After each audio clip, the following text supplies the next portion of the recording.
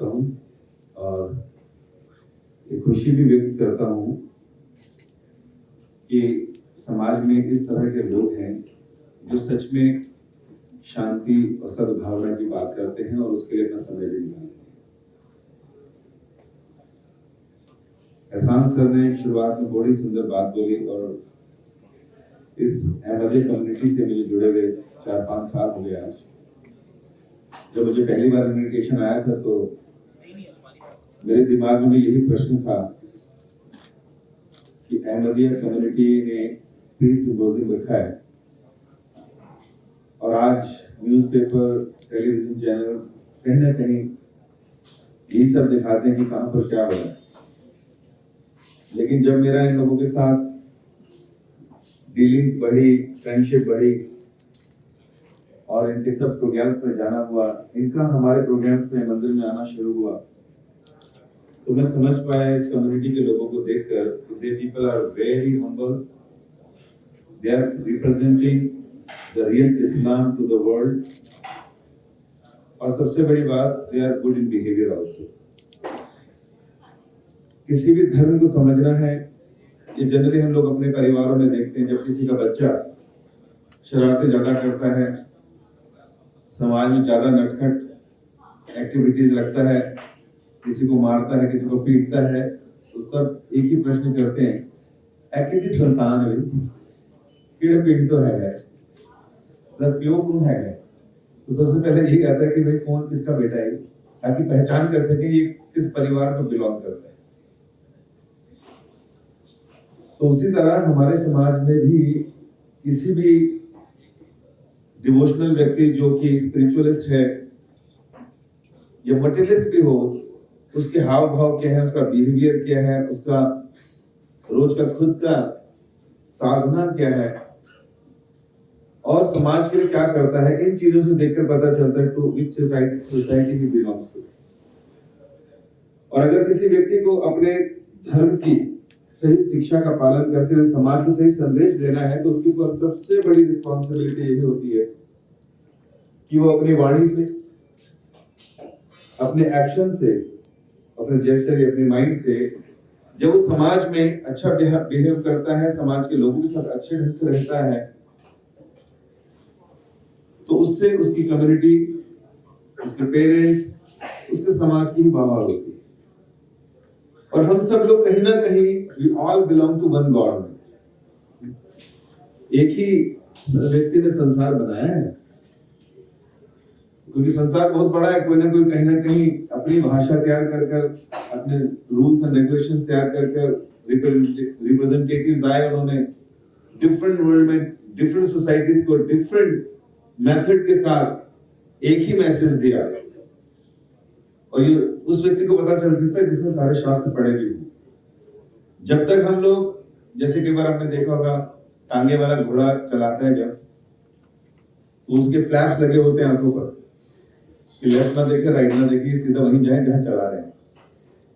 तो जरूरी होता, नहीं तो लेफ्ट राइट भटक जाएगा। ऐसे ही स्पिरिचुअलिटी में भी शुरुआती दिनों में व्यक्ति को फ्लैप की जरूरत पड़ती है, लाइनर्स की जरूरत पड़ती है, लेकिन जैसे जैसे वो मैच्योर होता है, उसे आगे बढ़ना चाहिए, उसे दूसरे धर्मों को भी जानने का हक है, उसे दूसरे धर्मों के ग्रंथ भी पढ़ने चाहिए, उनकी प्रैक्टिसेस को भी जानना चाहिए, ताकि उसका जो विश्वास है भगवान को लेकर, ऐसा नहीं होना चाहिए क्योंकि जब तक इमैच्योर स्टेज में है तब तक वो एक ही बात करेगा, मी एंड माइन,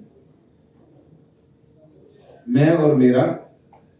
दूसरी बात करेगा माई वे और हाईवे, मेरे रास्ते चलो तो ठीक है, नहीं तो अपना रास्ता कुछ और चलो आप।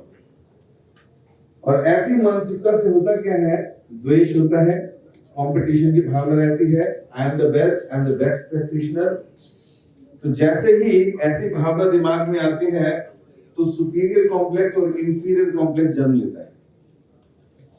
और ऐसे कैसे हो सकता है कि स्पिरिचुअलिस्ट हो और उसके दिल में दूसरे धर्मों के प्रति, दूसरे प्रैक्टिशनर्स के प्रति हीन भावना हो? ऐसे कैसे हो सकता है?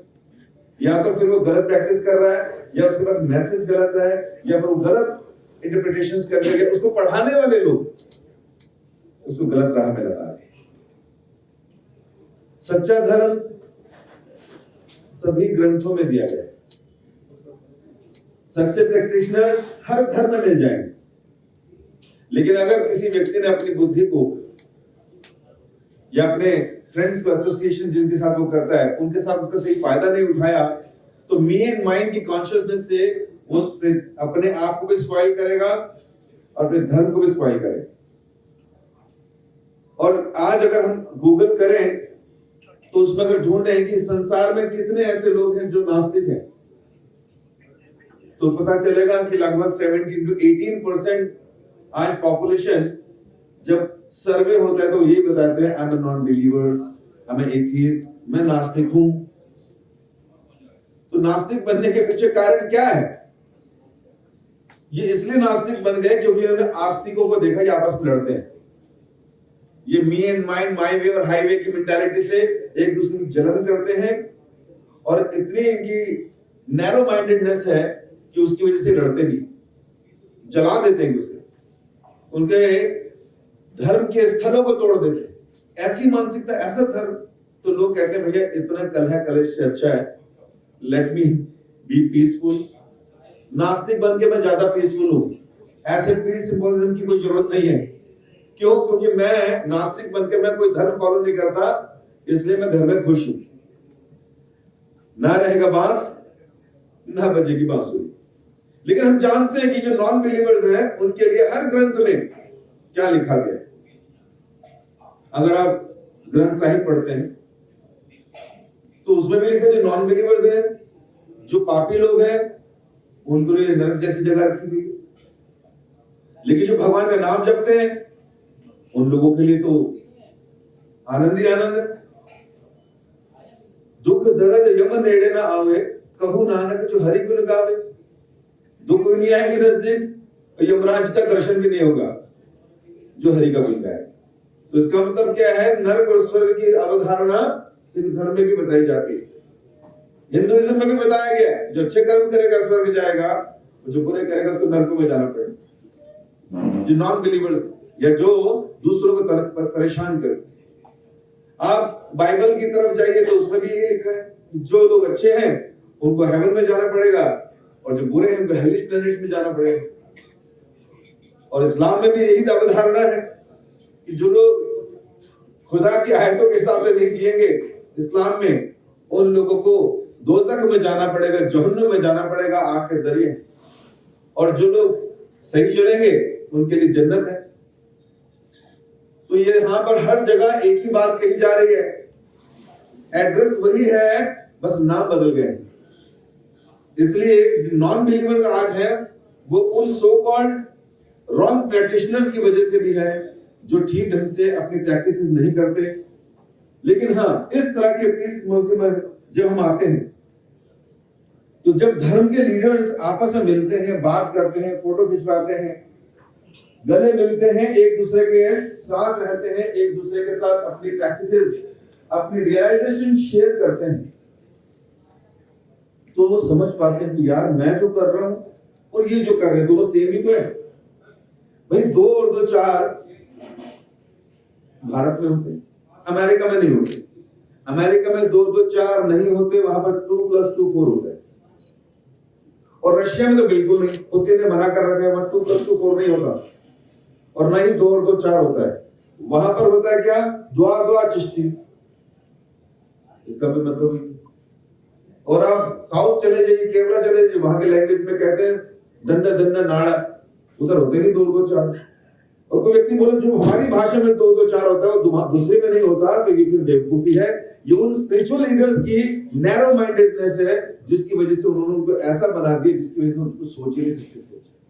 और इस तरह के जो लोग हैं, क्षमा कीजिएगा, हो सकते हैं बहुत अच्छे प्रैक्टिशनर्स हो सकता है वो बहुत अच्छे अपनी सोसाइटी के, अपने ऑर्गेनाइजेशन के बड़े लीडर्स हो, but if they are not following the right path, if they have not right mindedness, और वही संकीर्ण मानसिकता जिसको कि हमारे देश के प्रधानमंत्री भी कई बार श्लोक ऐड करते हैं। क्या श्लोक? वो कहते हैं अजो नित्यम। उस श्लोक का मतलब मैं हिंदी में बता देता हूं। उसमें कहा गया है कि जो नैरो माइंडेड लोग हैं उसको कहा गया है वो लोग ऐसे हैं जो लोग मी एंड माइंड करते हैं, अजो, और जो दूसरी चीज है दूसरे की, जो चीज मेरी है मेरी। लेकिन जो मेरा और अपना, मेरा और पराया करते हैं, वो लोग क्या है, अल्पमेधसा। लेकिन दूसरी तरफ जो ये जानते हैं कि everything belongs to one God and that God has different names in every धर्म। आप यहाँ उसको अल्लाह कहते हैं, खुदा कहते हैं, हमारे यहाँ रब कहते हैं, गोविंद कहते हैं, ओंकार कहते हैं। क्रिश्चियन लोग उसे गॉड कहते हैं, जनरेटर, ऑर्गेनाइजर, डिस्ट्रॉयर। व्यक्ति बात एक ही कर रहे हैं, लेकिन हमें ऐसे लोग चाहिए समाज में जो ब्रॉड माइंडेड हैं, जिन्होंने दूसरे ग्रंथों को, दूसरे धर्मों को, दूसरे प्रैक्टिशनर्स के साथ क्या किया है, मेल मिलाप किया है, रिलीजन शेयर किए हैं। ऐसे लोग ही समाज को दिशा दे सकते हैं, धर्म की सही परिभाषा रख सकते हैं। अदरवाइज हमारे आने वाले संसार में, आने वाली जो जनरेशन है, हम सब के साथ एक चैलेंज होगा, जितने भी प्रैक्टिशनर्स यहाँ पर हैं, जितने भी धर्म के जो लीडर्स यहाँ पर हैं, कि हमारे परिवारों में आजकल की जनरेशन धर्म से दूर भागते नजर आ रही है। हमारी प्रैक्टिसेस जो हम करते थे, हमारे बच्चे नहीं कर रहे हैं। हमारे आने वाली जनरेशन जो है आज धर्म की प्रैक्टिस से दूर भाग रहे हैं, नास्तिक बनते जा रहे हैं। तो उसका दोष भी हमें लगता है, क्योंकि हम लोग उनको ठीक से समझा नहीं पा रहे। इसलिए हमारी सबसे बड़ी रिस्पॉन्सिबिलिटी है कि हम सब लोग अच्छे प्रैक्टिशनर्स बने, मेल मिलाप रखें, धर्म को ठीक से समझें और ये जानें कि भगवान एक है और हम सब उनकी संतान हैं। भगवान के नाम अलग होते हैं, हमारी प्रैक्टिसेस अलग हो सकती हैं because of time, circumstance and place के अकॉर्डिंगली, बट मकसद सबका एक ही है कि हमें उस खुदा तक, उस भगवान तक पहुंचना है। और जो भी उनके द्वारा बनाए गए संसार में, ये सब मेरे खुद के भाई बहन हैं और इनके साथ मुझे खुशी से रहते हुए इस संसार से बाहर निकलना है। Thank you so very much. Hare Krishna.